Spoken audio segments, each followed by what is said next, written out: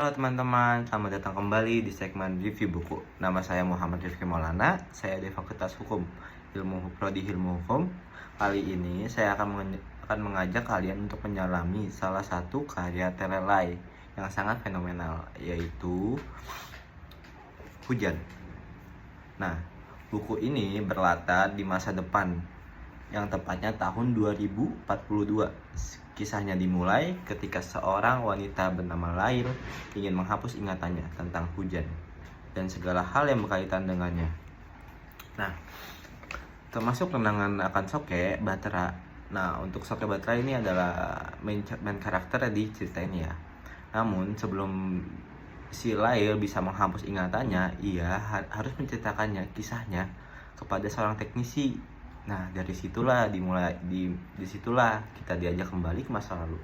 Tepatnya 20 tahun sebelum semuanya dimulai. Nah, semuanya itu berawal saat Lail dan Bahtera bertemu di hari yang paling buruk dalam hidup mereka. Hari ketika gunung meletus dan gempa dahsyat mengguncang dunia. Pertemuan tak terduga ini menjadi titik awal dari persahabatan perjuangan hingga perasaan yang lebih dalam. Buku ini menceritakan tentang cinta, tapi tentang bertahan hidup, persahabatan, dan bagaimana kita menghadapi takdir yang tak terduga. Membaca Hujan seperti mendapat pelajaran berharga tentang keikhlasan, mengajarkan kita tentang bagaimana menerima kenyataan dan takdir.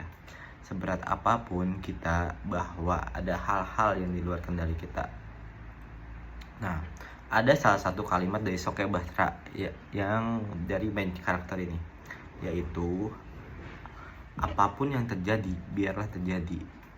Ini mengingatkan kita bahwa ada hal-hal yang di luar kendali kita. Yang terpenting adalah bagaimana kita beresponnya dan menerimanya. Selain itu, buku ini mengajarkan tentang arti kehilangan dan pengorbanan. Bagaimana kita belajar untuk melepaskan, memaafkan, dan terus melangkah maju meskipun ada luka yang dalam. Nah, hubungan Lail dan Bahtera menunjukkan bahwa cinta sejati tidak harus memiliki, melainkan tentang bagaimana kita mendukung kebahagiaan orang yang kita sayang. Nah, untuk dari buku ini, kelebihan dan kekurangannya adalah salah satu yang kelebihan terbesarnya buku ini adalah alur ceritanya yang unik dan tidak tertebak. Dan Terelai berhasil merangkai plot maju mundur dengan sangat apik. Contohnya dari tahun 2042 hingga tahun 2022, membuat pembaca penasaran dari halaman pertama hingga akhir. Gaya bahasa yang puitis, sederhana, dan menjadi nilai plus. Mudah dicerna namun tetap menyentuh hati. Selain itu, karakter Lail dan Bahtera terasa sangat nyata dengan segala kerumitan, emosi, dan konflik batinnya. Namun tidak ada buku yang sempurna. Beberapa kekurangan mungkin terasa di bagian akhir cerita. Beberapa pembaca merasa akhir ceritanya terlalu cepat dan kurang memuaskan, seolah-olah Terelai terburu-buru menyelesaikannya.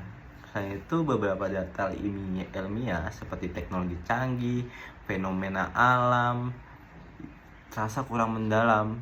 Tapi hal ini bisa dimaklumi mengingat buku ini lebih berfokus pada sisi drama dan kemanusiaan.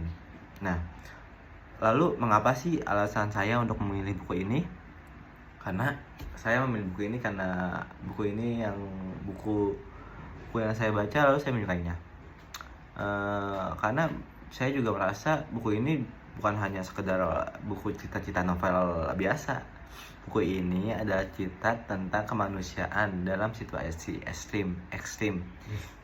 Ia mengajarkan kita untuk tetap tegar di tengah badai, menemukan secercah harapan meskipun dunia terasa runtuh.